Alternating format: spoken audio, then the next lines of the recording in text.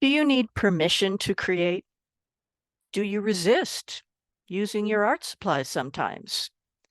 Do you resist doing practice, useless, or silly art? Hi, I'm Kim Victoria, and I'd like to share with you a personal story that I hope will help you give more time to your artistic creativity. When I was a little girl, I had a natural desire to draw and color and write little stories. But then my creations got laughed at. I didn't receive encouragement. I was even told I was messing it up and that my drawings looked stupid. So I stopped drawing and writing unless it was essential for my schoolwork. Now, I was given permission to color in coloring books. My wonderful aunt gave me the supplies, and my mother taught me how to color within the lines using only natural colors. And she taught me so that I wouldn't go outside the lines, I wouldn't mess it up, and I wouldn't color my trees purple, say. So I was only 7 years old, but I was getting a strong message. There was a right way to do art and a wrong way to do art. So that kind of stuck with me for a long time before I gradually came out of that idea. So what I discovered as an adult was that we all need permission to be creative. We either give it to ourselves, which a lot of times that's what we need to do, because not always when we were a little kid did we get permission. And permission includes not being laughed at, not being ridiculed for our drawings. And, so that put negative voices in our head.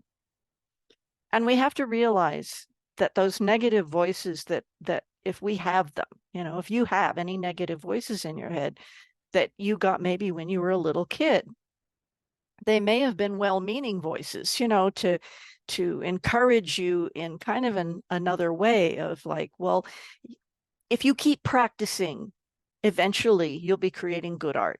That was one of the things I heard.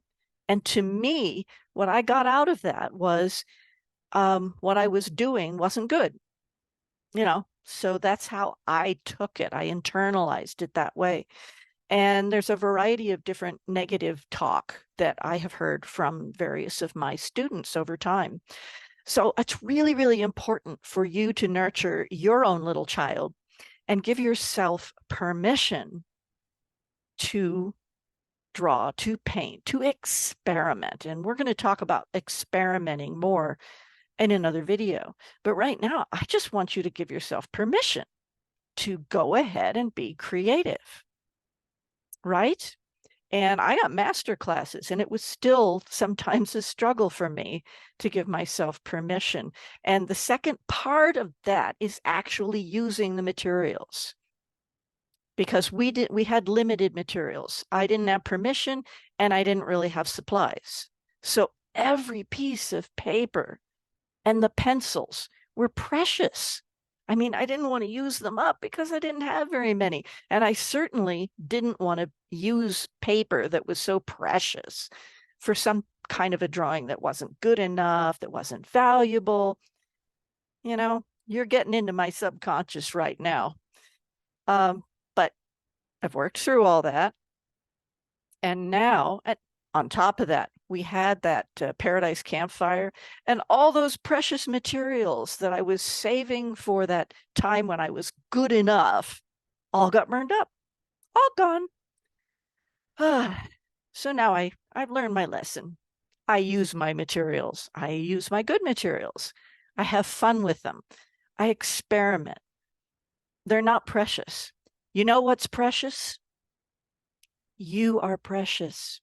Your experience is precious. Your experience in trying creativity, being creative, that's what's precious, because we're here for the experience. There's no right and wrong art. There's no good or bad, no judgment. We're so big on judging ourselves, especially as adults that maybe got some negative voices when we were a little kid. But even if you've been creating a lot of art, you still might have some negative voices, but it's all about experience. Your experience is precious. So I'm here to encourage you. I'm here to say go for it. Use the paper. And if you need to, get inexpensive stuff. You know, there's dollar type stores and big box stores that have some really, really cheap materials.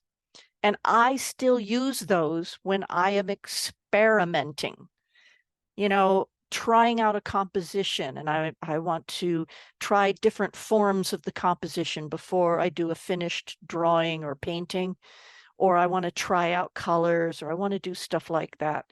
And through these play videos, I want to show some of that experimenting so that you get that idea that there are times when you want to use cheap materials, and there's times when you really want to use those good materials. Because when you're really doing a nice painting or drawing, you don't want to be struggling with the materials. Oh my, I could go on about this because there's been so much that I've learned and experienced and seen the struggles with my art students. And as much as possible, I want to put this encouragement out there for any of you that have negative voices in your head. So let me check my notes here and see if there was anything else I wanted to say because I've rattled on a bit. Well, I think really that's just the bottom line. I want you to remember that what you create is your experience, and your experience is what's important. I give you permission, and everything you do when you're doing your art, whatever it is, that's a precious thing. It's important. So get in there, and I hope you are really creative and spend more time being creative, whether you're rubber stamping or painting or drawing or whatever it is. And I hope this helps you. I really do. And I hope to see you in the next video. Thanks for watching. Bye for now.